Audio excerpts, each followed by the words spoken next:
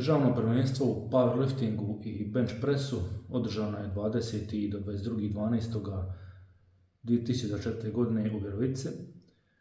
Ja sam se natjecao i u bench pressu i u powerliftingu u kategoriji Master 1 do 93 kg. Razlog izlaska na bench je bio taj što smo u klubskom poretku u bench pressu kao muški bili treći i postoji jedna vjerovatnost ako niko ne izađe da bi nas četvrti klub mogao pristići u slučaju da izađe sa 4 ili 5 natjecatelja i on napravi stvarno dobar rezultat, da bi on mogu doći na treće mjesto. I onda sam ja izašao da skupim što god bodova, bar 60, tako da on nemaju tu mogućnost u slučaju da se odluče na to, nisu odlučili. I da završimo godinu u bench pressu kao treći klub, isto kao što smo završili 2023. godinu. To su sad scene sa natjecanjem iz prostora gdje se čeka. Nakon što je prvo zagrijavanje, počne naša grupa, tu se nađemo iza pozornice i čekamo da nas prozovu. Tu su dva ekrana, na jednom se gleda kako teče natjecanje, kako diže, na drugom je čitavo vrijeme stoji popis natjecatelja, pa se onda prati kad je ko po redu, onda zna i prije prozivanja kad je njegov red.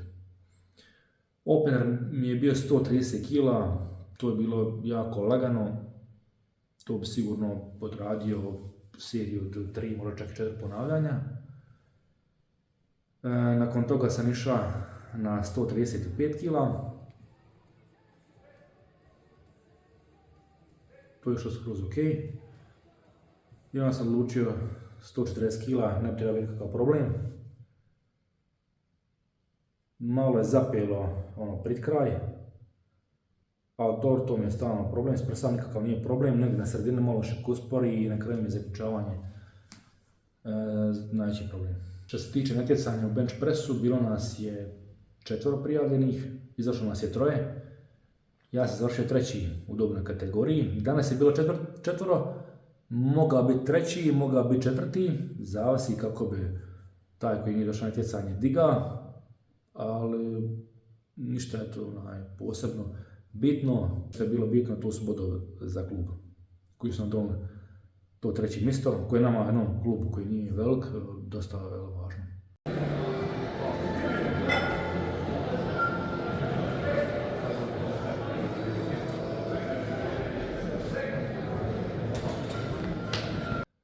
U nedjelju jutros mi je bilo natjecanje u powerliftingu. Kako mi je bilo vaganje jutro oko 7 sati, natjecanje oko 9:30, nisam htio nikog uznemiravati da dolazi u dvoranu, da se uspavaju kako treba, pa onda kad ko dođe da nam dođe pomoć. I to mi je malo bilo teže oko zagrijavanja. Inače na vaganju sam izvagao 88,1 kg, što je bilo ok, pod uvjetom da odradim sve što sam planirao. Onda je to bilo dosta bodova, priko 80 kg poinca. Tokom zagrijavanja sam držao mobitel sa strane da snimim sebe da vidim kako mi je dubina. I zamolio bi nekoga ko bio tu blizu da da komande squat i rek. I da pogledam malo dubinu. Sve mi se činilo ok. Išlo je jako lagano. Malo mi je bio problem samo to što sam bio sam, a prostor za čekanje je bio nekih možda 20, 30, 40 metara udaljen, pa sam morao par puta otrčati vidjeti koji sam po redu. I osim toga nikakav nije bio problem, dok nije došlo zadnje zagrijavanje 172,5 kg. Tamo je počela grupa, ja nisam znao koji sam po redu, morao sam trčati vidjeti koji sam. I onda kad se vratio nazad, tamo sam imao vremena da odradim to i onda još par minuta do početka. Sad, što se tiče natjecanja samoga, nije baš da sam zadovoljan. Opener mi je bio 182,5 kg, to je nešto što je išlo na treningu s lakoćom, ali iako mi je suci dali 2 bila svjetla, jedno crveno, komisija to okrenula u no lift. Objašnjenje je bilo da sam bio previše nagnut prema naprijed, i onda sam to prihvatio, kao ok, nema problema, nikako i tu se ništa ne može napraviti, ali ću idući pokušaj ću stati malo spravnije. To sam napravio. malo sam se više ispravio, digao sam malo glavu u zrak i odradio sam to i tu sam dobio kao good lift, tu su bila 3 bila svjetla i komisija nije ništa mogla tu reagirati. Bilo je stvarno lagano, da sam trebao napraviti još 1-2 ponavljanja, napravio bi, onda sam prijavio 190 kila i onda je tu komisija preokrenula odluku, opet bila 2 bila svjetla, jedno crveno, okrenula je na moju štetu u crvenu. Vidi se da je malo šipka prije komande Rexa malo spustila, ali to je samo zato što držao šipku, možda digao malo glavu, gore sam disa, pa se šipka pomakla, ali nema šanse da sam izgubio stabilnost. Da mi je reklo napraviš jedno ponavljanje, ja ga napravim. Sva 3 pokušaja su bila jako lagana, ali nažalost to je bila odluka komisije. Što se tiče suđenja, na natjecanju je bilo oko 60 sudaca, na svake 2 grupe je bilo oko 7 sudaca, ok, neki su se ponovili, ja sam bio sudio 2 dana, sudio sam kao za 2 osobe, ali mislim je bilo oko 60 sudaca, možda 61, 62. I problem je u tome što neki su bili nacionalni suci, neki su imali prvu kategoriju, neki drugu, i suđenje nije bilo izjednačeno svima. Naravno, to je nemoguće postići.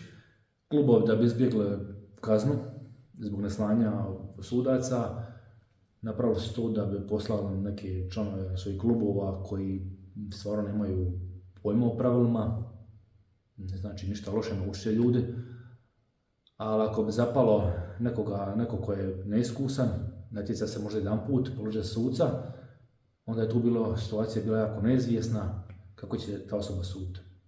Meni je to bila nesreća velika što sam imao tu određenu osobu u komisiji koja je to se okrenula na moju štetu, ali nekim drugim grupama to što sam napravio prolazilo, s tim da ja nema ništa protiv toga da mi je bio bomb out, što sam radio natjecanje, da se od sebe napravi nekakav dobar rezultat, ali eto da je stvarno bio problem u meni, šta je moguće, ostavljena mogućnost da stvarno nije bilo sve s pravilima, ali mi opet drži to da je bilo sve ok, zato što ne postoji jasan kriterij kako osoba mora stati uspravna, ali dobro, svejedno mislim da suđenje treba biti strogo, da neke stvari koje su natjecane prolazile možda ne bi trebale prolaziti, razlog tome što svi mi, evo ja prvi objavit ću na 2 Instagram profila svoje pokušaje, iće na YouTube,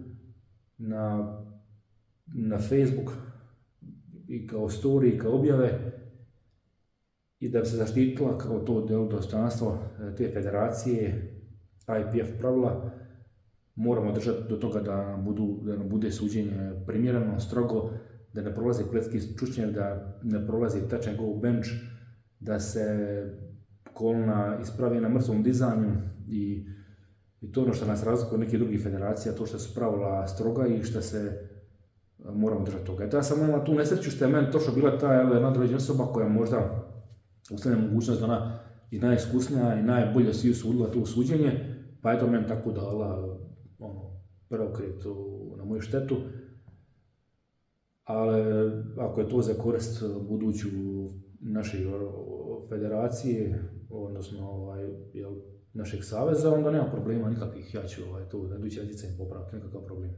Sljedeća disciplina je bila bench press, na zagrijavanju je bilo nekih problema, sve sam odradio lagano, tu su došli još curi iz kluba, pa smo nam dosta pomogle. Malo smo izbacivali šipku, davali komande, snimale da vidim jer sve u redu, da me šipka spira na prsima. To mi je bio najveći problem. Hoćela se šipka prije komande, odnosno nakon komande pres pomaknuti, jer vidio sam kako su sutkinja ta jedna stroga i ta jedna iz komisije, i tu sam bio dosta oprezan da ne bi ima prvi neuspješan pokušaj, što je možda dovelo do toga da kad mora ponoviti ga opet, ostavimo problem, jer tu postoji ta mogućnost bomb out, ali računam sam najdiđen odraditi taj bench nešto lakše nego što je bio u petak, tako da sam spustio prijavljenu težinu sa 130 na 127,5. I kad sam došao dizat, tu sam bio problemu jer ta jedna sutkinja bočna nije spustila ruku.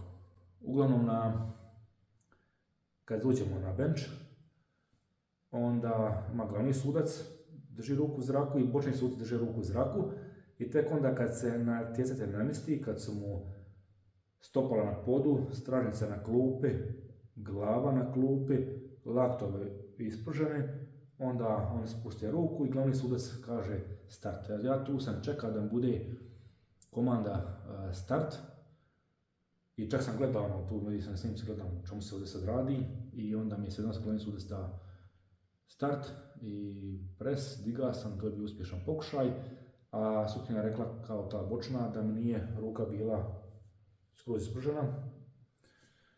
Što se z njenog kuta možda čini tako, ali do sad to nikad nisam imao problem koliko se natjecao, ima koliko godina, koliko natjecanja, nikad to nisam imao sa tim problemom, ali eto ona je to vidjela i onda sam to odlučio popraviti. Za idući pokušaj prijavio sam 135 kg i tu sam promijenio tehniku. Išao sam da odradim, aj šta mogu bolje i kako ona to zamislila, ispržao sam ruku skroz gore, nisam stao sad ovako, nego što sam napravio ovo, šta će dio hiperekstenziju lakta, ali ok.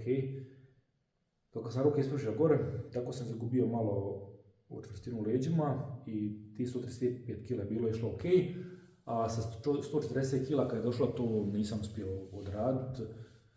Pokret sam se jako produžio zbog toga, nisam stao ovako, nego su ruke bile još gore ispružene i to nisam uspio odraditi kako treba i fail.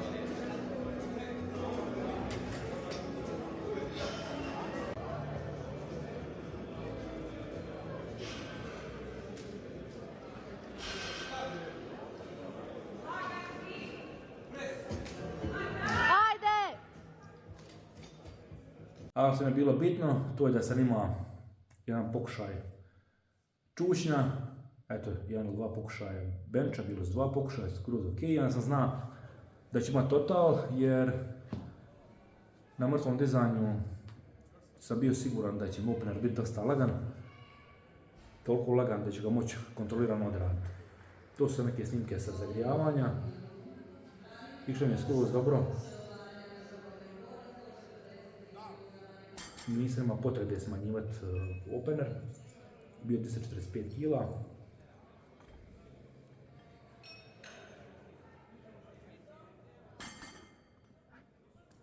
I onda prvi pokušaj 245 kg. Tu se jako oprezno, izgleda puno teže nego šta je. Sporo sam dizao šipku kontrolirano, pomalo sam zaključavao koluna, kukove, samo zato da ne bude nikakav problem, da ne nađu neku grešku, da mogu dati jedno crveno svjetlo ili dva, jer je bilo jedno crveno, vjerovatno ga ono krenulo opet u no lift. Kad sam to odradio, prije sam planirao i 255 kg.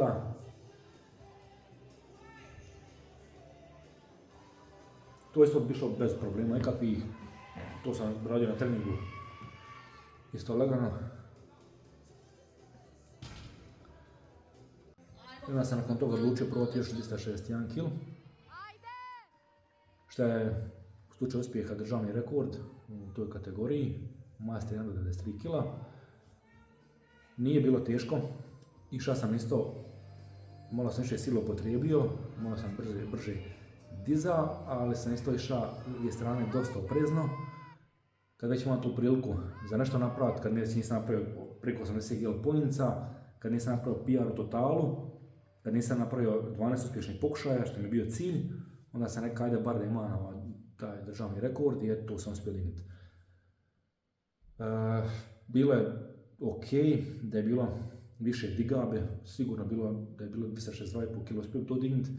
Nisam siguran za 265 kg, ali dobro, to bar se piše moje ime na listi rekorda i to mi je bilo dovoljno.